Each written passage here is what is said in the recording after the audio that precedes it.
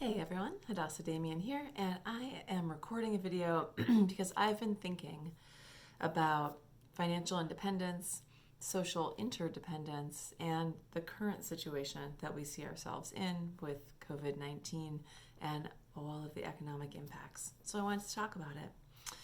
Um, I with Ride Free Fearless Money and writing about money and thinking about it and trying to get myself unfucked with finances, I've thought so much about financial independence, which for short, FI or FI/RE, retire early, for those of you who are not in the lingo.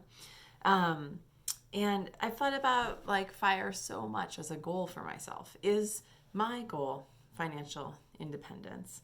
And I have so many really cool friends and colleagues and people I look up to in the personal finance community for whom that is their reality or their goal. And I totally get it, right? Not having a safety net, especially in the US, is very scary. I have lived that. And one of the main goals of financial independence is independence. Financially, okay. It's often described as freedom, right? What does it mean to be financially free? It's usually expressed as I'm free from having to have a job that I don't want. I can have a job that I pick. Or, I can leave a bad situation. I'm free from having to stay with something or someone just because of money. Or I can make a decision based on my desires or my goals. It's personal freedom and independence. And there is nothing wrong at all with personal freedom or independence. Those are excellent goals. But the thing that has really held me back from being super gung-ho about FIRE is, for me, the lived experience of knowing that nobody survives alone.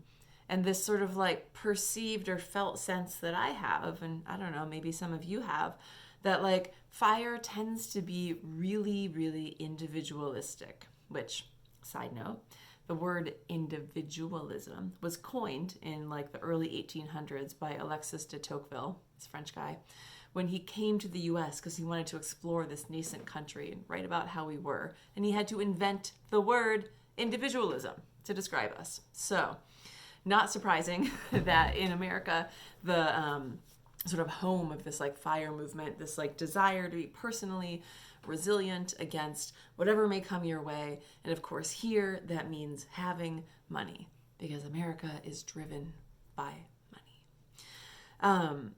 But for me, I just feel very, very strongly that financial resilience is only one form of resilience, and that social and interconnected resilience is another extremely crucial element that anyone needs in order to truly have a resilient and persistent life, to be able to weather all kinds of things that might come at you, like an economic meltdown during a global pandemic, for example. So, as we're quickly seeing in this time of economic slowdown, nobody makes money alone, okay? Maybe it's that other people evaluate your stocks to be worth money, and therefore you get money from them increasing in value or dividends. Maybe your renter's job security makes you money in the form of cash flow or your mortgage getting paid. Maybe it's that your customers' jobs make it possible for them to buy from you, or your clients' invoices trickle down to you eventually. Nobody makes money alone. There's other people involved. Frankly, money is only needed because we're interdependent. Money has three functions: money exchanges, accounts, and valuates. It is because we're interconnected that we need money to exchange, valuate, and account. If we weren't interconnected, we wouldn't need money. So, because we're interconnected, individual solutions only go so far. Come on, y'all. Little House on the Prairie, like they grew their own food and Pa built the house, but they still had to like order calico from town and like get shoes from the cobbler. Nobody does it all alone. And I see in working with people around money and having lots of money conversations, like an incredible amount of shame and self-blame from individuals or couples who feel like they like should be able to do it on their own as like an individual or duo, right? This like Highlander principle of like there can only be one and we'll make it, and it's so stressful and it's so harmful to think that that is how you're supposed to be able to do it. Because even if you have done that, you're not done. Because you're still interacting with other people, because you need other people to value the things that you have and exchange them to you for money. So you can exchange that money with other people for stuff. We're interconnected. It's also deeply rooted in like white colonizer expectations and ways of being, right? And there are so many other ways to be. The purpose of money, again, it's to help us survive and thrive. Money is a tool for us to exchange and account and evaluate with other people so that everyone doesn't have to be a shoemaker and a house painter and a phone builder and, right?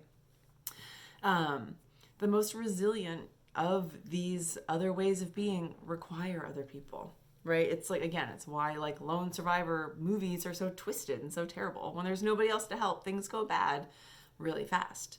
But luckily we're in a situation where there are other people and there are other people to help. None of us actually has to be good at everything. We don't have to necessarily have money in the abstract of I've hoarded a bunch of money, now I'm going to be fine. We have other ways of understanding how we can evaluate, exchange, and account for the things that we need. And especially in this time of great upheaval, a couple things that I've been thinking about that we can do individually or as a public have come to mind. And I would like to say that when we're in like a health crisis, like a sort of global health crisis, when we're in a global economic shakeup, right, where in particular micro, small, and medium-sized businesses are going to be negatively economically impacted, which means people's jobs and ability to get money are going to be negatively impacted.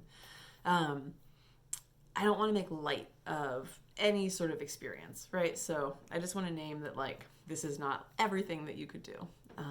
This is a couple things that I've been thinking about.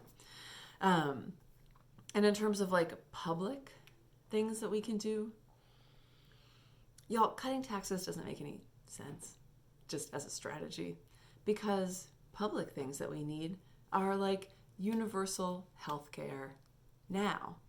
Funding universal healthcare now. Stop putting people in cages at borders. Start funding universal healthcare now. This is the richest country, or at least it has been so far. We will see what happens. There's money for healthcare. Private healthcare is a disaster. It's inefficient, it's resource wasteful, and its proprietary systems make it difficult to actually create a cohesive healthcare system that would serve people. Because proprietary healthcare doesn't have to serve people. It just has to make money. Private healthcare? No. Public healthcare? Yes. This is what we need. We are seeing the impacts of what it means when our neighbors don't have healthcare and don't have good enough healthcare. So if you think that your private healthcare is going to save you, just wait until somebody who serves you or helps you and their lack of good healthcare gets in your way. Because we are interconnected. That's how it works. That's the public. At the local level, community resilience teams locally. So this can look like supporting your local elders and local community members who are immunocompromised to make sure that they have resources that they need. And that can look like funding resource packs, going out and getting things, calling people on the phone, making sure that people in your neighborhood are included in solutions that your neighborhood is participating in, right? Active interdependence and interconnection. And then finally, if you aren't out of work or low on funds, and this might actually really be speaking to my my FIRE and FI Path friends, think about how you can buy from or hire or get a gift card to buy from or hire from small businesses and solo workers who are out of work and low on funds. So this could look like just paying your dog walker ahead for a month, or your cleaner or your babysitter or your local gym. This could look like getting a gift card to that bakery that you always go to, even if you don't want to like get something from them right now. There's lots of things that you can do to continue to like flow cash out into the very small businesses that are based on person-to-person live interactions that are not getting your funds right now. So for me, personally, it's not that FI isn't a goal. It's totally a goal. I want to be as independent and free from things I have to do. I certainly have tried very hard in my life to build a career and a life where I never have to take a job I don't want, or feel like I can't say no to work. That sucks. I have felt that way in the past, and it's like not a life that I want for myself or actually anybody at all. But I know that it's not enough. I know that, I'm never going to want to retire early. I'm always going to want to be working and making stuff. But even more that like independence and freedom only matter if I have people to be independent with and free around and to like get weird and smart and be with.